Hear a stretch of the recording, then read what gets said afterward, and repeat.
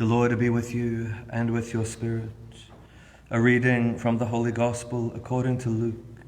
Glory to you, O Lord. Jesus said to his disciples, "There will be signs in the sun and moon and stars.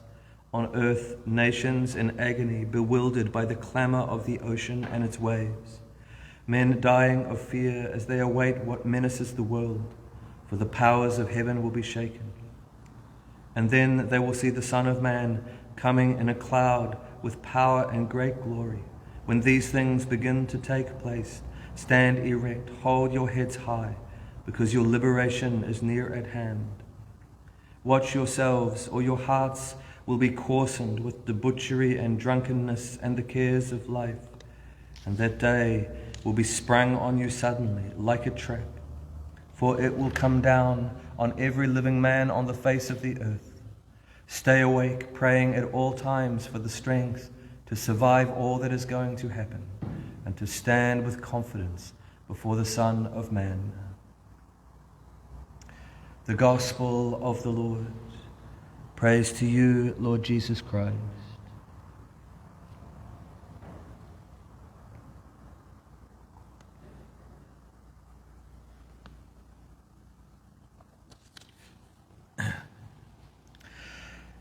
Well, my brothers and sisters, I think it's 109 days for Aucklanders in this lockdown that began shortly after the Assumption of the Blessed Virgin Mary in mid-August.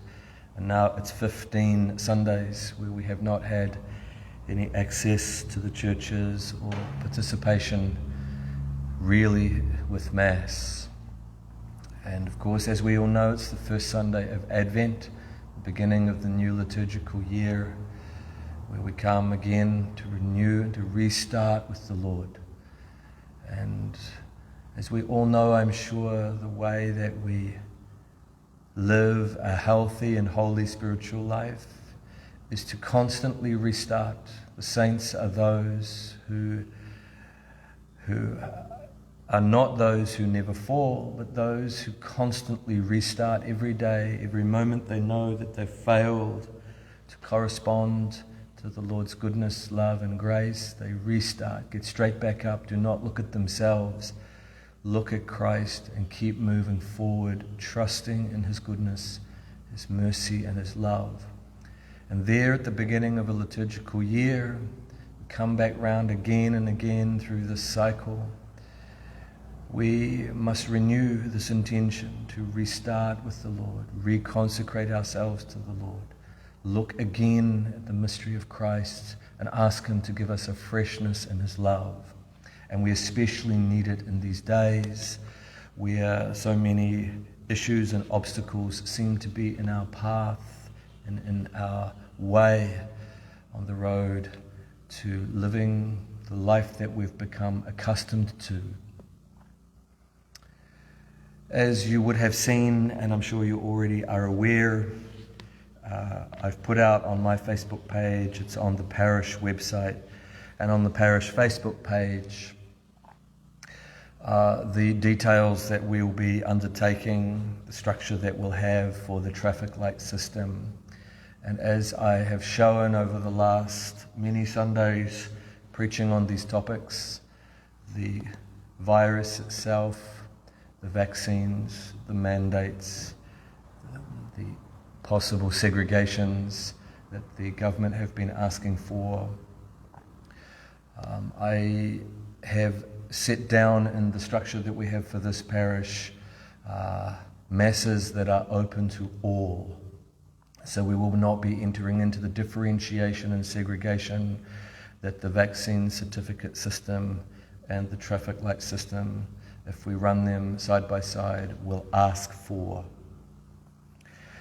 And thereby, if you wish to know the details, if this is the first you're hearing of it, please do have a look on the website or the parish Facebook page or on my Facebook page, or if you're on the emailing list, you would see it and will have already seen it in the newsletter, where we lay out how we're going to achieve mass access for a majority of the parish.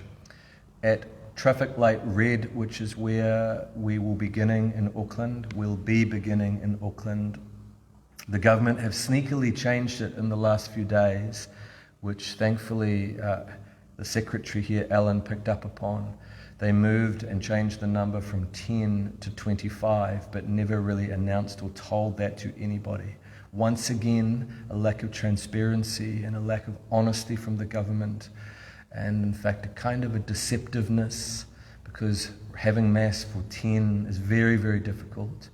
But having Mass for 25 does change things, especially for a smaller parish like ours. So we're allowed to have 25 in the church, not counting readers and servers and other staff like the choir. So that allows that if we add a few more Masses to the parish weekly roster, we can have and get through up to 300 people at Mass in a week, which is essentially the number of people, sometimes more, but nonetheless with COVID being the way it is and Delta the way it is, there are still a number who will not come to Mass anyway due to the concern for their health. So we will be able to get a majority of the parish through the Masses in 1 week. And there, as you've probably already seen, the way in which we will allocate the seats at those Masses is via the office. So please do email the office after having looked at the details that I've put out, and choose which Mass set or both that you would be able to come to, and we'll allocate you a space at Mass. Because we are reasonable and we're charitable, hopefully, we've been wanting to accommodate the concerns of people in their health, especially those who are vaccinated, of course, because the government have made this distinction, as have the New Zealand bishops. So therefore, a way to achieve that, like I alluded to last week in the homily, would be to have a certain part in the church which is for the vaccinated, for those who have a very strong sense of vulnerability in their health, if they're elderly and have already underlying health conditions, and thereby, even if they are vaccinated and get COVID, that would still be a great danger for them. So thereby, we will have an area in the church which is for the vaccinated, and that will be the crying room. And once we hit lights amber or green, where we can have more 50 and 100 in the church at Mass, if the number of vaccinated grow, then we will put the remainder, those with able bodies who can get up the stairs into the choir loft, we'll put them in the choir loft, so that the crying room and the choir loft are the so-called safer spaces for those vaccinated who are concerned about their health, and everybody else, including other vaccinated, can sit in the church with the typical every second pew roped off. We would ask that everyone wear a mask when it's reasonable for people to do so, and to use the normal disinfectant in and out of the church, and to use the QR system or sign in and out we will have, because you will be allocated a seat. You can tick your name when you arrive at the side door for the Mass, especially at traffic light red. The in and out door for the Mass will be here at the side door. So please, I won't go through all the details that I've sent out in the newsletter and elsewhere, but please do read through it a number of times to familiarize yourself with the system that we have set up. And it's very sad that we're in these days and the government places on us such limitations and forces us into these positions. It's not the way it should be, really. We all agree, we're all of one mind that people's health is important, especially those who are more vulnerable in our community. But remember that bodily health is not the most important thing for a Christian. Our spiritual health always has a primacy. The soul and its life always has a primacy over the life of the body in a Christian theology and regard and belief. And thereby to have the priorities in right order with respect to those truths is important for us as Christians.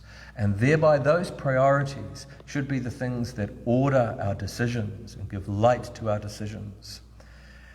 Because the worship of God is not some cake, icing on the cake. It is a foundational necessity of a Christian life.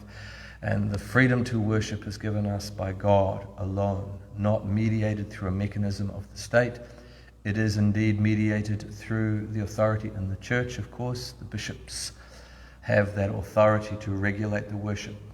But even there are limitations, of course. There are certain things that even a pope cannot do.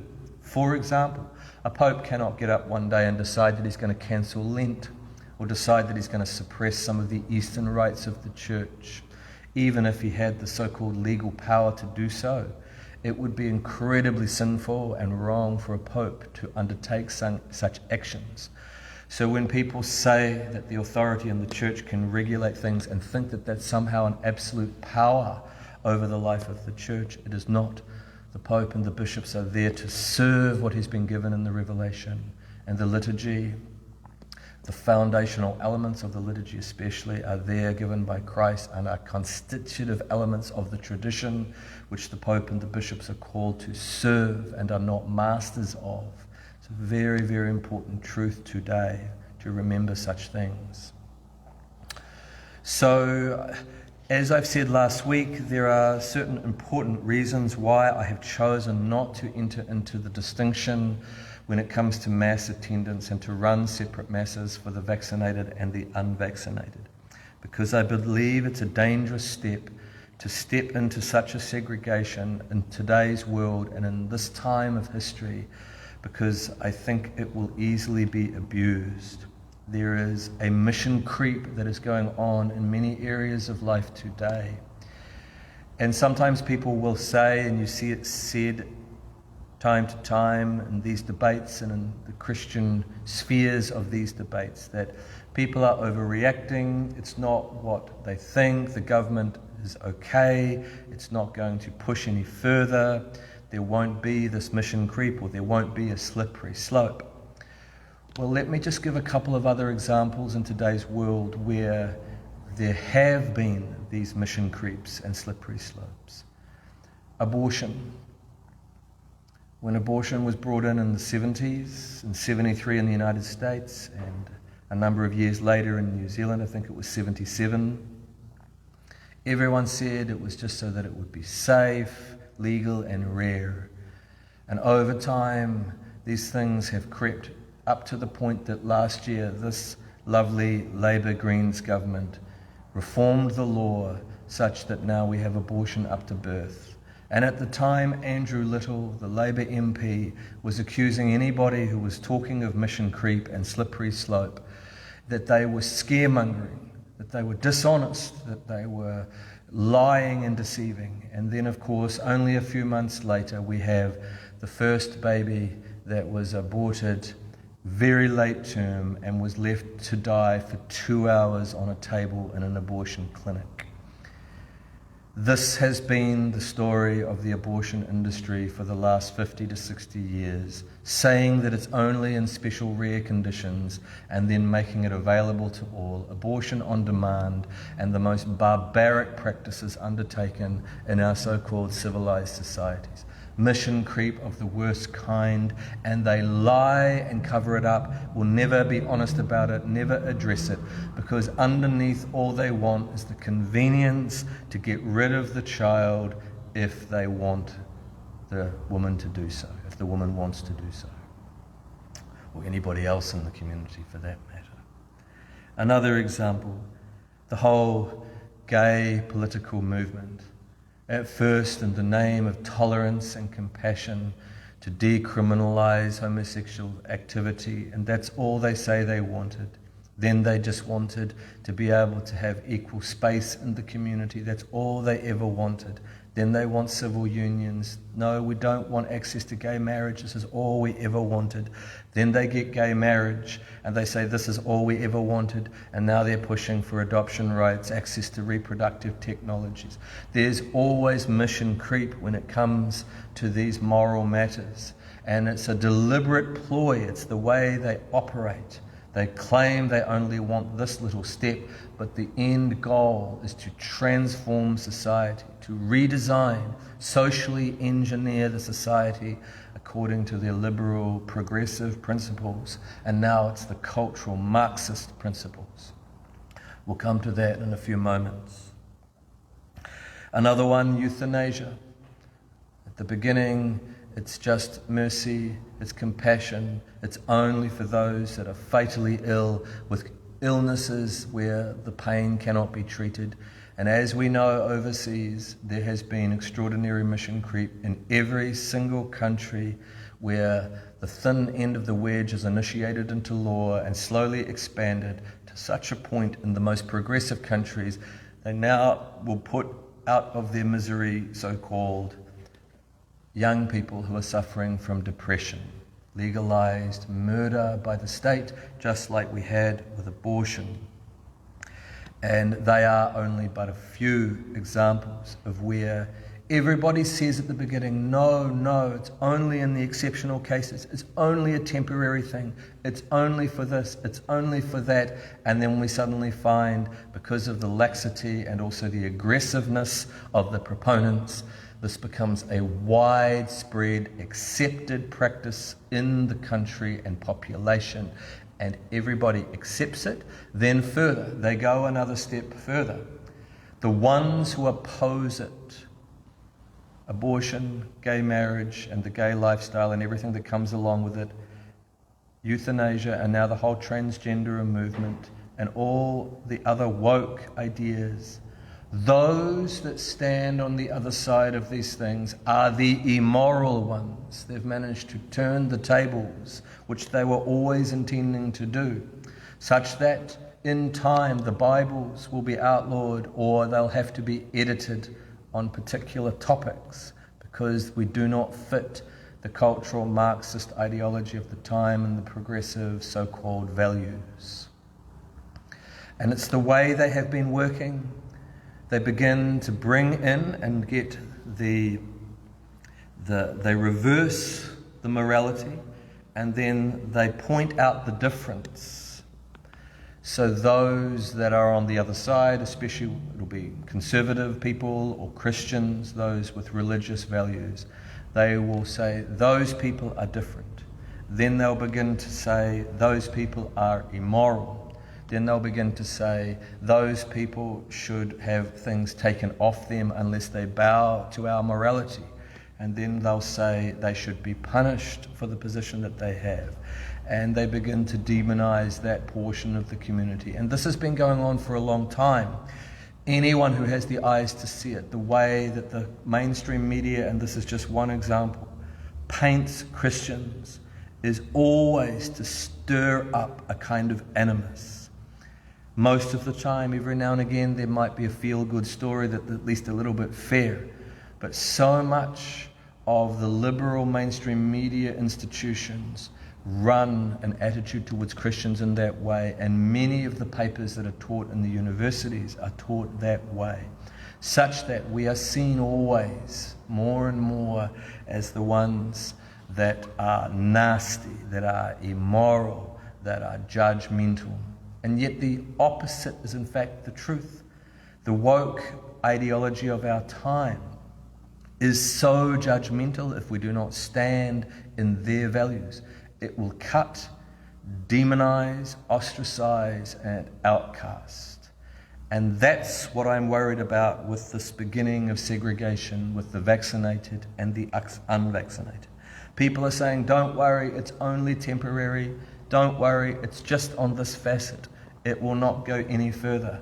But if we are careful and have the eyes to see it, and we also know well the history of the 20th century with how the Jews were painted and others in the Soviet system as well, we know that there is a very bad tendency in human nature to treat people and to cut them when we make these kinds of segregation.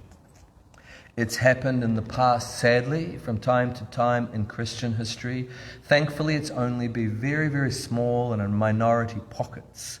In the southern states of the United States, when they had the segregation, the churches tended to go along with it because it was kind of a peaceful way of just accepting these segregations. But we now know that even if they shrugged their shoulders, and some Christians, including Catholics, even seemed to agree with the segregation, we look back now with a kind of horror that why did we not stand up more? Why did we not oppose these systems a bit more? There often were, to be fair, Catholics, including many other Christians who did oppose the segregation and stood with the people of colour. So we have to be honest in the real history. But there have been times where we have failed as Catholics. For example, in the time of St. Peter Claver, the beautiful saint of the slaves in South America, when the slaves were being brought out of Africa, the slave trade was running, and certain European nations were complicit in it, the Spanish especially. They were bringing many African slaves to the New World, and indeed some of the Spanish churches were closed to the people of colour because they thought of them as dangerous, somehow a contamination. And they may have looked at it through aristocratic lens, but nonetheless that doesn't make it right. They were culturally conditioned to think that it was legitimate even as Catholics. And some women, Spanish women living in the New World, would not enter a church when there were Catholic slaves there that St. Peter Claver had baptized. And he fought vigorously against this segregation, and the popes wrote against slavery, so don't let anyone tell you that the church didn't stand against the slave trade. But nonetheless, there were pockets in the mentality of the Christian people that accepted that it was okay to make differentiations on certain bodily conditions. And we have to be always very careful that we stand against such things. As we know, the Nazis did the same things to the Jews, and the way they ran the propaganda against the Jews was that they began to dehumanize them and make out that they were immoral. As we know, many of you know the history, it was often because of the way that the Jews had been successful with money and did not suffer the poverty in Germany in the same way as others did, and thereby there was a mechanism by which to get leverage against them and to make them to be the scapegoat for the problems. And when you see the way that some of the articles have been written recently, especially against that mayor in Coromandel who said that she wanted to wait for another kind of vaccine, she was spoken about and attacked as if she was an immoral person similar to a racist. How they have turned it around and made the unvaccinated the cause of the problem. The vaccinated are the cause of the pandemic. Sorry, the unvaccinated. This is not the language we should be using. This causes division. It creates the segregation that we're trying to avoid. And how we do not learn from history, how people have found so-called good reasons now by which to treat the unvaccinated in a secondary way, to make them sub-citizens, etc. And this is why, really, I think it's important to be prophetic, to stand and say no, even if we can't get the same numbers at Mass and we suffer for it. I would say this, people might say to me, but Father, if we allowed the segregation, we could get everyone to Mass. It's a very great good. Everyone can come to the spiritual good of the Mass. And I would answer, but at what cost? At what cost do we sell out our conscience on this matter just in order to get numbers through the door? Or is it better to stand in the truth of our conscience and on our principles and say, and be prophetic and say, I prefer that we remain clear on this matter, that when it comes to walking in the church door, we're not going to make a differentiation. And even if we were allowed to make such a differentiation, I don't believe the distinction between the vaccinated and the unvaccinated is strong enough, because both of us can be, or all of us can be, carriers in this regard. It is just that some have a less of a degree of spread than others.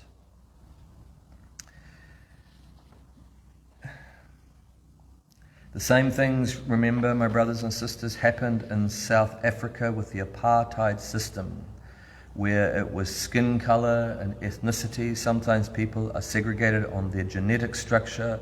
Sometimes it's socio-economic. Look at the way that Planned Parenthood is working against the poor and the people, the black Americans, African Americans over there. They put up their abortion clinics in the poor neighborhoods deliberately. Remember, Planned Parenthood was founded by Margaret Sanger, who was a eugenicist and a racist, wanting to get rid of people of colour, and they continue with that ideology even if they disguise it. I just don't believe it's the right way forward. If we are to make this distinction on a bodily condition by which we let people in and out of certain masses, should we be asking them their sexual orientation? Should we be asking them their STD history, their sexually transmitted disease history, and seeing that they're safe? Should we be asking them any other vaccination history to see if they're safe, including the children? Should we be asking people whether they're taking the contraceptive pill? Should we be, making sure that everybody is got clean genes? Where does this end? And for those that say this is an extreme way of speaking and that I'm exaggerating, I just ask you to look at recent history on the moral issues that I've listed, including when you look at the 20th century and Nazi Germany. It is so easy for a population to be whipped up through fear into considering other people as not acceptable to be around and to not be shoulder to shoulder with there, and especially when it comes to church worship. St. Paul opposed St. Peter to his face because Peter was treating the circumcised Christians differently to the uncircumcised Christians, a bodily status that was based on Old Testament practices. And in fact, and we know this, Paul fought vigorously against this. When certain men were being baptized, they were also being requested to get circumcised, and if they didn't, they were treated differently by the Jews. And Paul and the church, the first council in the church, dealt with this problem, the Council of Jerusalem, and they determined that this kind of distinction would be done away with because Christ had done away with it. The true baptism, the true circumcision is baptism, I should say. And there all are welcome, slave and free, Greek and Jew, woman and man, etc. All are one and equal in Christ, and that should be represented in the way that we come into the churches, so that we are not differentiating people on the grounds of a vaccination or medical status, a so-called medical circumcision.